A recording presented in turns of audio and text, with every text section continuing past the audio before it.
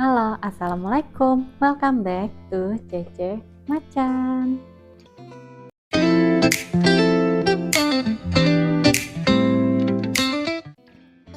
Nah, hari ini aku mau cobain dari Fun Fries. Ini aku pesen ada dua bumbunya. Yang satu aku pesen potato curly crispy bulgogi, sama satu lagi itu potato curly crispy cheese. Ini dia. Oh ya, buat teman-teman yang punya rekomendasi makanan atau minuman atau tempat makan yang bisa aku review, jangan lupa tulis di kolom komentar ya. Ini restonya di GoFood.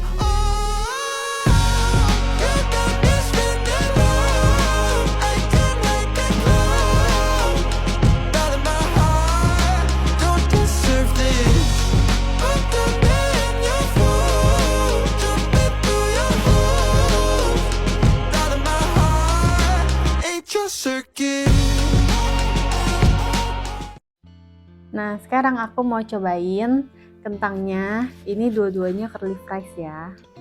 Jadi memang dia jualnya cuma satu jenis kentang, cuman dia banyak berbagai macam bumbu. Nah, ini aku pesen yang satu itu kan saus bulgogi, satu lagi itu yang sebenarnya pakai yang bubuk keju. Cuman mungkin bubuknya habis, jadi sama mereka diganti sama saus keju. Ini sih kayaknya enak ya. Sama mereka dikasih tusukannya, jadi dua-dua. Karena aku pesen dua. Aku cobain yang keju dulu. Bismillahirrahmanirrahim.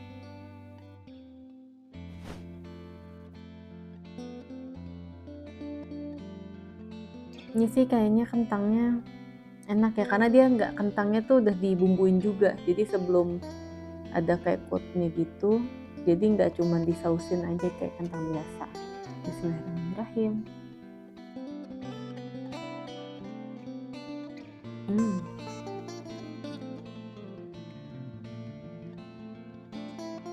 Ini enak sih. Jadi dia pakai kentangnya, dia bikin kayaknya ya, karena masih berasa banget bener-bener kentangnya.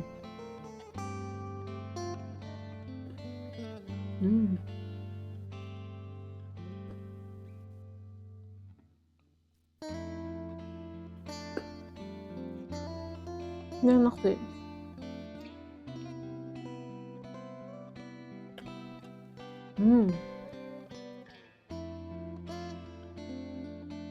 Lagi ini masih hangat ya. Jadi kalau ini tadi baru sampai, nggak lama langsung aku videoin. Ini enak.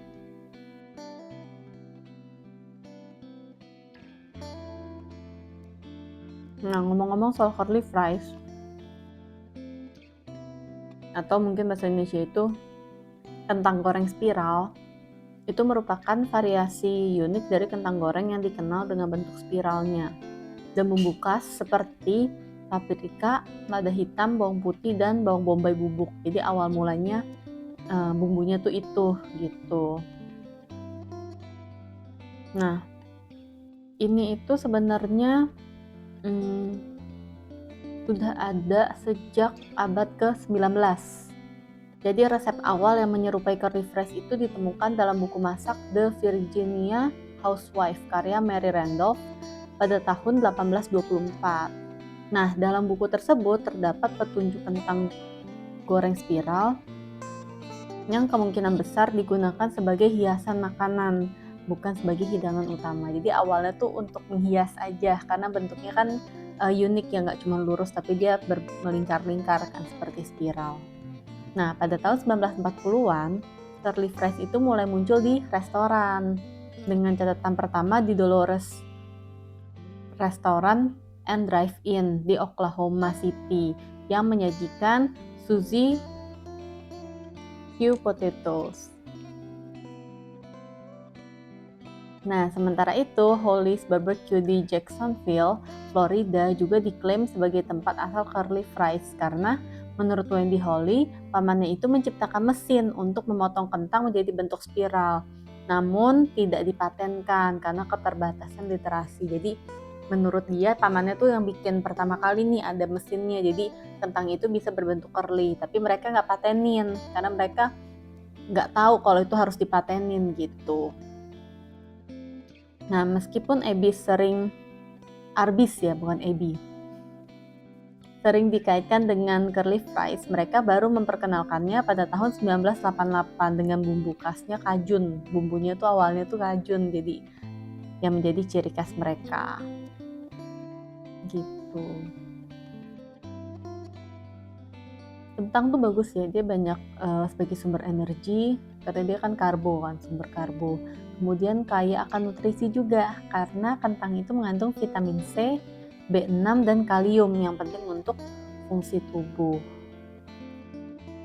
Nah, kalau kita ngomongin soal kentang di Indonesia itu jadi keingat soal cerita legenda urban Rumah Kentang. Mungkin teman-teman juga udah banyak yang tahu karena waktu itu dulu pernah ada di bioskop juga ditampilkan ya, dijadikan movie gitu di bioskop. Jadi menurut cerita yang beredar, pada tahun 1970-an itu terjadi peristiwa tragis di rumah tersebut. Kalau menurut versi yang paling populernya itu menyebutkan bahwa ada seorang asisten rumah tangga yang kesal sebenarnya. Si ART ini kesel nih sama anak majikannya yang nakal. Nah, akhirnya anak itu dimasukkan ke kuali besar yang digunakan untuk merebus kentang. Nah, anak tersebut kemudian meninggal dunia dan jasadnya dimutilasi. Wah, serem banget ya.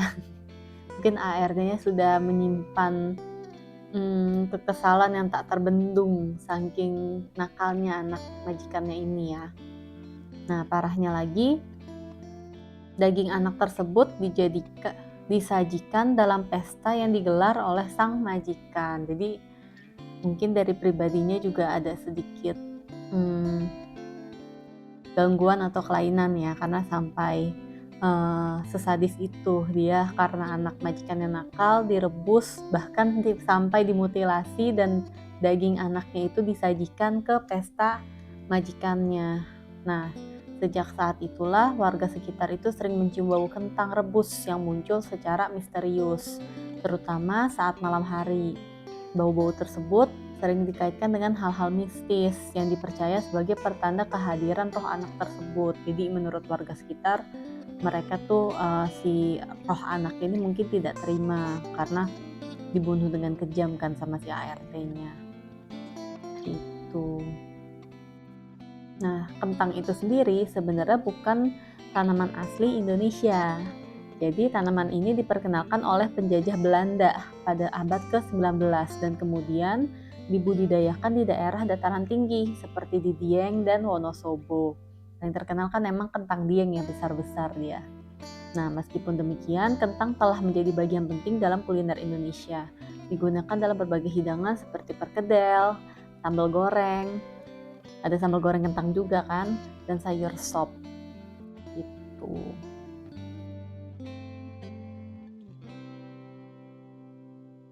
Nah, ini next aku mau cobain yang saus bulgoginya. Saus bulgogi itu kan harusnya manis, gurih ya. Bismillahirrahmanirrahim.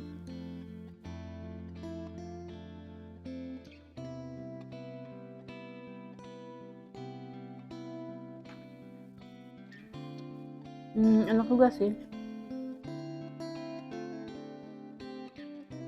Dia manis, asam, gurih ya. Tapi nggak pedas.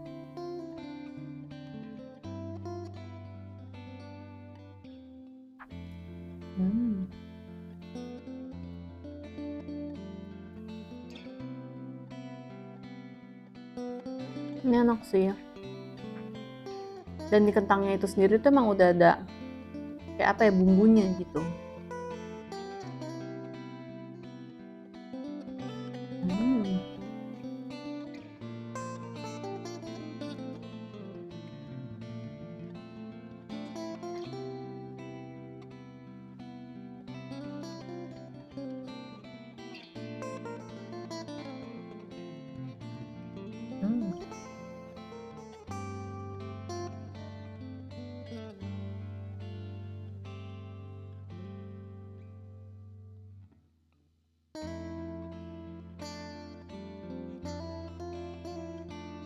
Jadi kalau bulgogi itu kan sebenarnya asalnya itu dari Korea ya. Jadi itu merupakan salah satu simbol dari budaya kuliner Korea gitu.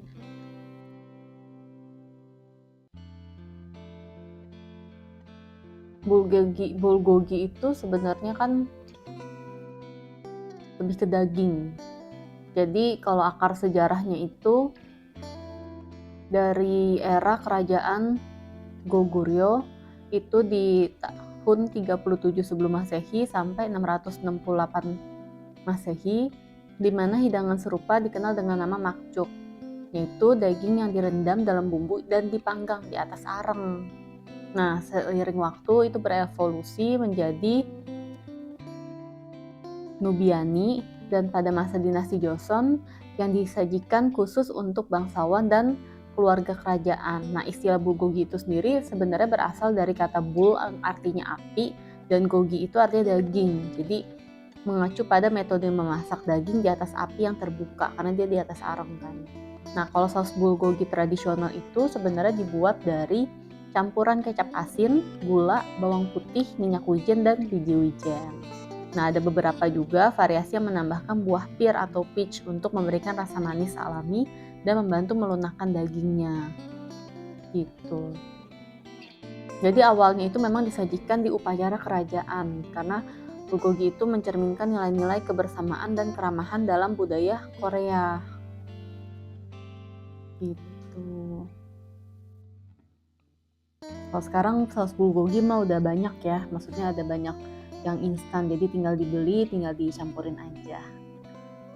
Dan ini enak sih, ada wangi-wanginya juga.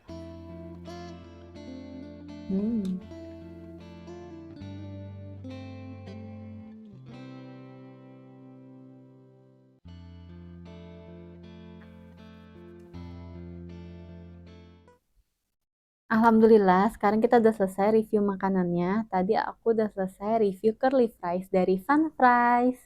Next kita akan review makanan menarik lainnya lagi atau minuman menarik lainnya lagi. Jangan lupa buat teman-teman yang punya rekomendasi makanan atau minuman atau tempat makan yang bisa aku review, boleh tulis di kolom komentar. Dan terima kasih buat teman-teman yang udah nonton video aku sampai habis. Saksikan terus channel Cece Macan. Jangan lupa di like, share, subscribe, dan di komen. Terima kasih. Assalamualaikum. See you. Bye-bye. Thank you all for watching.